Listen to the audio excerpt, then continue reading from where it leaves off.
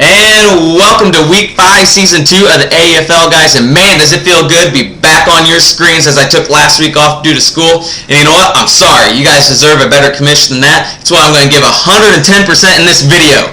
Now, let's get into this week's scores as I took down Paul Baker's Dream Team 130.5 to 100.9. Newton's Law is no longer a law, but just more of an opinion, as he gets the big loss there, thanks to Trevor, 149.8 to 96.8. Team Minivan picks up the win over Grand Slam Breakfast Squad, 121.9 to 112.4. Former Child Stars are back in the limelight with a winning record as they take down Raging Boners, 138.7 to 110.8. Liquor in the front, poker in the back. Yet again, out of the 5 weeks, this is your second time being the highest scoring team in the league. But just a few weeks ago, you were also the lowest. I don't know what's going on with your team, but nonetheless, you pick up the big win, 164.1 to 102 over Ben. And then Old Smuggler just barely just gets that loss there to Will, who Will squeaks out by 3 points, basically 120 to 117.3. Going into the games a little bit more, Brandon had low points there from Darren Sproles, who only picked up 9, not to mention Antonio Brown was on a bye week. Those two have been a big help to your roster since the trade. Luckily, Gronk is coming back this week, which should in turn help me get more points from Tom Brady, who's been god-awful this year. So I'm looking forward to that, but I'm a little bit worried if it's going to take points away from Amendola. Trevor, your game, as I said all year, if Peyton Manning does well, you're going to do well. Not to mention Jamal Charles' points have just been off the roof this year, way higher compared to last year. And I think that's got a lot to do with Andy Reid as the head coach and Alex Smith at QB just opening up more holes. Where Yates, he had low points from Bell and Cruz. But I think that's just because Nix took most of your points there, who was on Jared's starting lineup, which contributed to the big points he scored. But nonetheless, Trevor gets the win there by a little over 50 points. Team Minivan, as I said, picks up the win this week as he beat Dustin. Edwards, RG3 has the bye. You put in Sam Bradford, and what do you know? He has over 20 points. Well, I think possibly his biggest game of the year, but I think that might have been due to them playing Jacksonville. I think that's who they played. Not quite sure, but almost positive. Dustin, on the other hand, you had good points from everyone. I mean, you had your players in double digits for the most part, but they're barely in double digits. The only big player to put up big points for you was Deshaun Jackson, and I think that kind of contributed to you getting the loss there against Team Minivan. But nonetheless, I mean, you would have beat, 4 other teams had you had the right matchup. Going into Bar's game against Raging Boners. Bar, what a combo do you have in Tony Romo and Dez Bryant.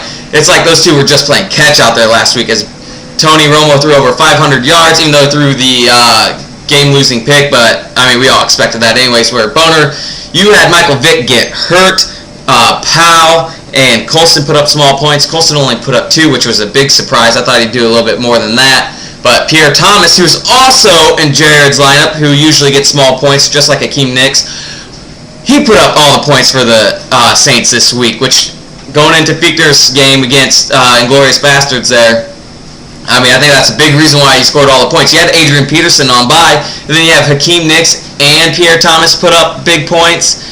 I mean, usually they're not putting up points like they did this week, but, I mean, for you, as always, just getting lucky. While Ben, on the other hand, Bullock, your kicker, I don't know if you watch very many Houston games, but I do just a little bit because of the, in the Colts division. The dude's missing a ton of kicks, and you should really honestly go through and look at how many points you're missing out on. I know it's just a kicker, but in the end, I mean, I bet it's cost you 10 to 15 points over the course of the season. I'm sure there's better kickers out there. Not to mention, though, you might want to start looking at your tight end. The last couple weeks you've had Cook in there, but you have another good tight end on the bench in Clay with the Miami Dolphins, who's put up some pretty decent double-digit points over the last few weeks. Just something to look at, and also just want to say sorry for losing Julio Jones for the rest of the year. That one is really going to hurt. And now to get to the interesting game of the week, where helmet-to-helmet contacts just barely squeaked out the victory.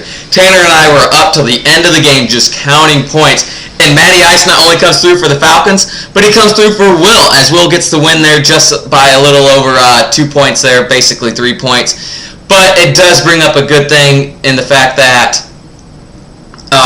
more than likely Tanner should have won had he known that Calvin Johnson was going to be a last-minute scratch. And this brings me into just wanting to mention maybe next year we implement a rule like you get to pick one game and one game only throughout the year that where you have a late-minute scratch that you weren't expecting, that you then get to go back in and replace that player with someone on the bench who put in points. Because that's the second time this year that's happened to someone. It happened, obviously, this week to Tanner with Calvin Johnson. I don't think anyone expected him to miss. It didn't really come up until last second, until we were actually watching the game and kind of wondering why he wasn't putting up points. But it also happened to Yates just a week ago when he had Daryl Richardson in the starting lineup, and then all of a sudden game starts and he's not even dressing.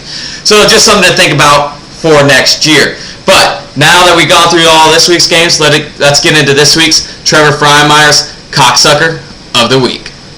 You cocksucker! And the Trevor Freimeyer Cocksucker of the Week is a no-brainer. It's obviously got to go to Tanner as he just got screwed over by Calvin Johnson. As I mentioned, we're sitting there wondering why he doesn't have 0 points. And then we go and look things up, and what do you know? He's not playing because of a knee.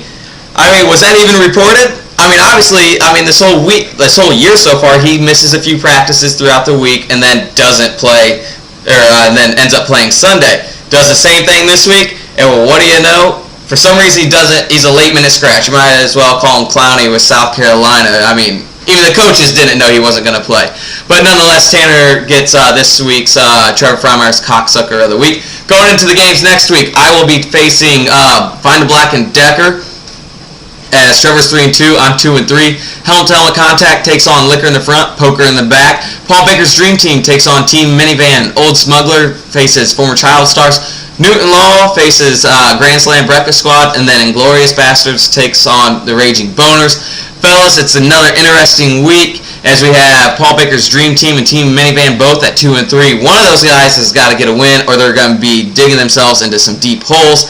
I'm in the same boat at 2-3. So is Liquor in the front, Poker in the back, which I find funny, seeing how he's put up two of the highest scores so far this year, and those just happen to be his only wins.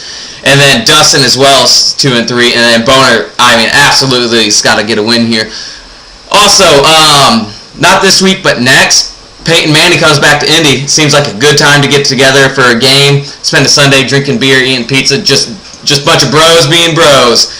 Will, let me know if you can make it, and we'll get it planned out. But, fellas, as usual, fuck you.